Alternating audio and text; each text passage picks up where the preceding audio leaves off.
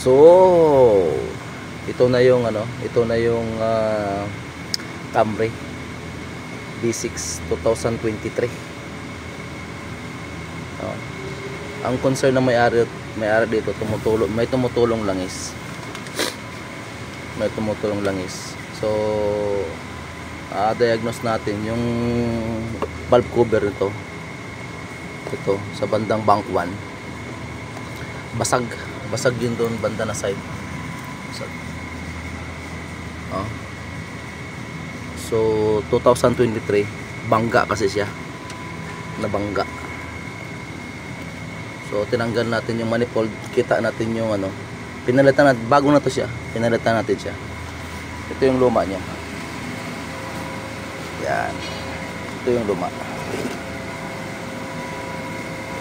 Ang mga design kasi ng mga bago ngayon, plastic na itong mga valve cover nya.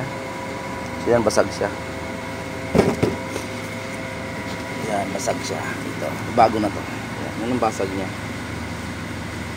Yan, tumutuloy yung langis.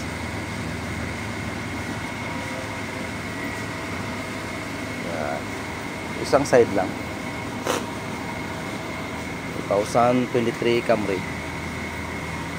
Naglabas na palang Camry ngayon ng Grande. Binalik na yung dating makina, yung design ng makina dati, pero in-upgrade lang nila.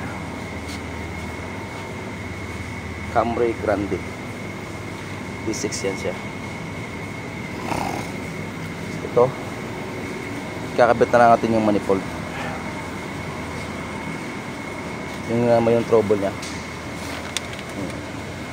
Mapalad na naman tayo kasi 2023 siya.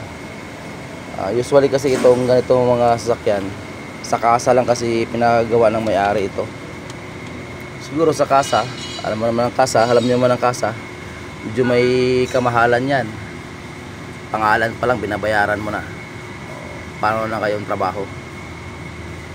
So yan. Yan siya. Yan. B6 yan.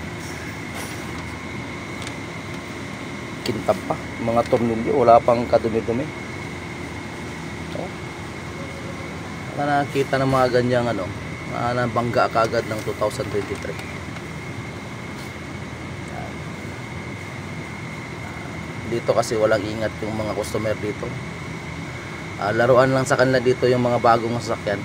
Mga sasakyan na to parang lang sa kanila. Pinapang drag race ganyan. So ito na, kakabit na natin yung manifold para mapandar na natin. Okay.